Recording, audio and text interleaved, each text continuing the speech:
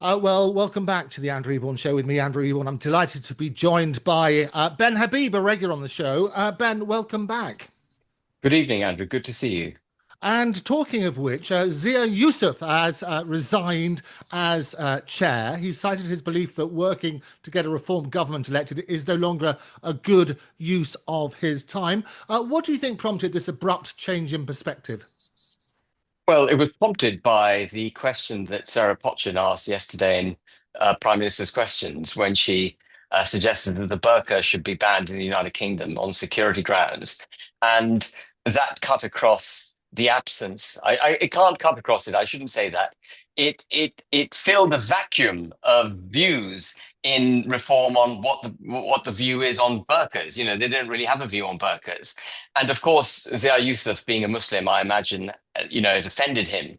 Her question offended him. And they don't have any checks and balances and processes in the party, as you and I have discussed in the past. One of my criticisms of it, that it hasn't got a proper constitution, no party discipline. Zia Yusuf called her dumb. There must have been one hell of an almighty row within reform today.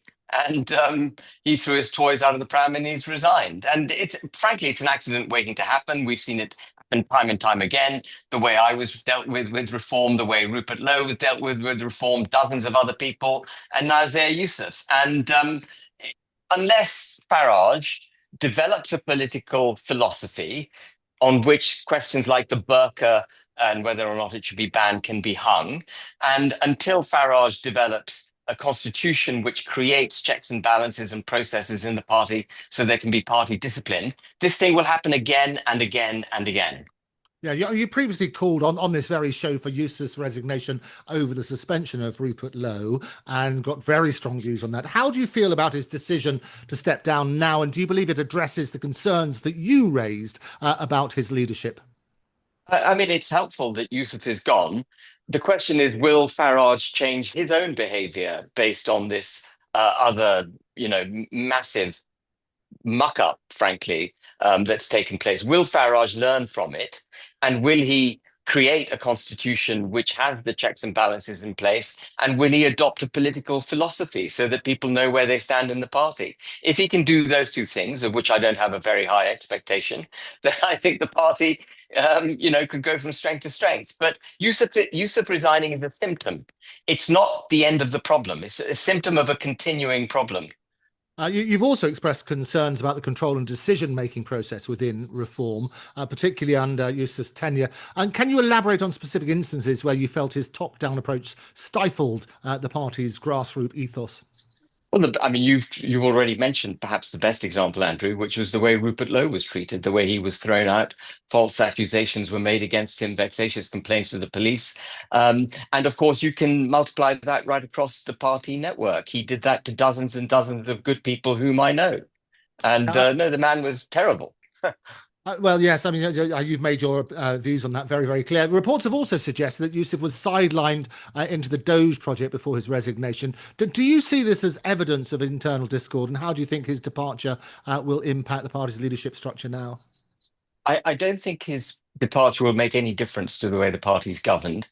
Farage is reform and reform is Farage. I think that's one of its perhaps its greatest strengths, but it's ultimately going to be its undoing because you cannot form a government and sustain the kind of position it's got in the polls unless you back it up with really good policies and good people.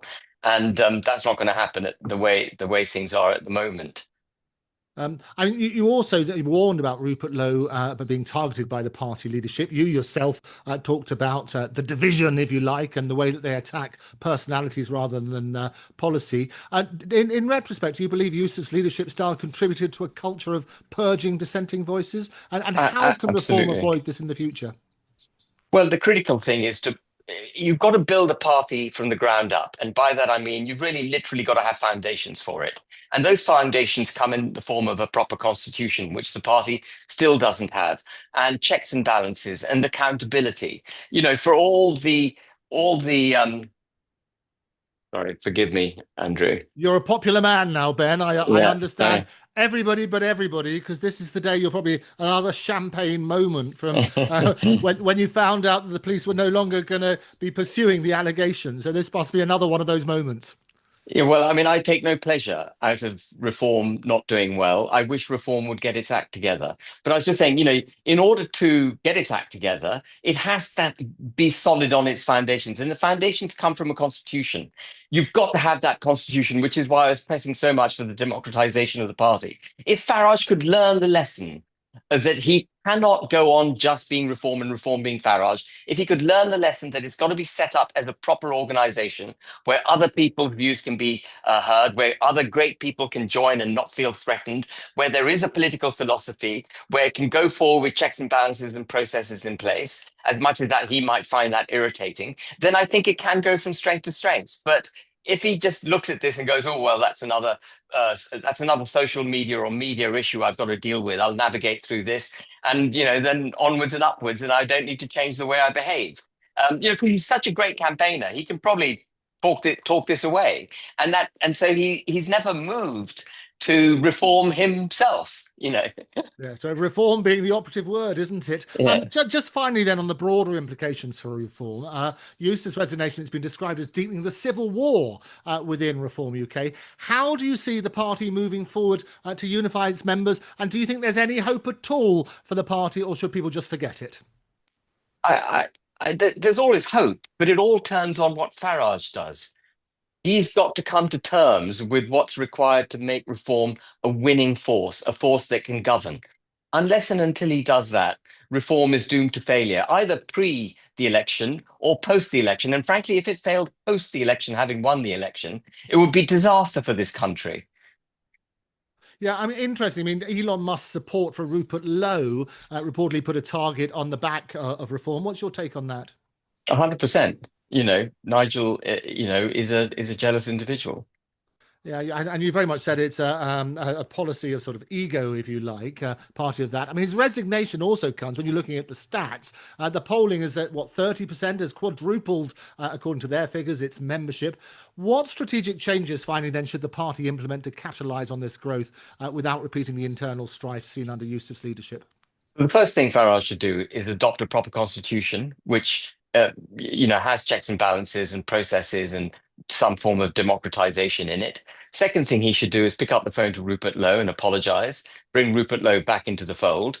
He might even consider doing that with me, but I think he said somewhere that over his dead body would he let me into the party. Well, I can assure him that he needn't shuffle off his mortal coil just yet.